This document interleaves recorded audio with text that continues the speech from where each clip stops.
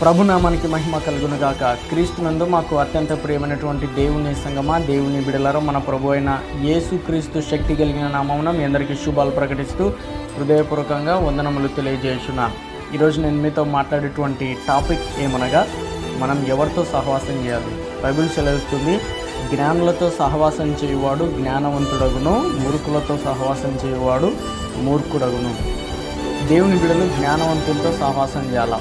త్రాగుబోతులతోనో, తిండిబోతులతోనో, వ్యభిచారులతోనో, దొంగతనం చేసేవారితోనో సహవాసం చేయకూడదు. వారితో సహవాసం చేస్తే వారికి ఉన్నటువంటి అలవాట్లు, వారికి ఉన్నటువంటి తలంపులు, ఆలోచనలు నీకు కూడా వచ్చేటువంటి అవకాశం ఉంది. కాబట్టి జ్ఞానం కలిగి పవిత్రమైనటువంటి జీవితం నువ్వు జీవించాలంటే నీ యొక్క సహవాసం పవిత్రమైనదిగా, జ్ఞానవంతులతో, పరిశుద్ధులతో, నీతిమంతులతో, పరిపూర్ణులతో నువ్వు సహవాసం చేసేటువంటి వాడవుగా ఉంటే, నువ్వు సహవాసం చేసేటువంటి దానిగా నీవు ఉంటే, ఖచ్చితంగా దేవుడు నీ సహవాసాన్ని దేవునికి దగ్గరగా ఆధ్యాత్మికంగా ఎదిగింపజేసేటువంటి గొప్ప భాగ్యం నీకు అనుగ్రహిస్తాడు. God bless you.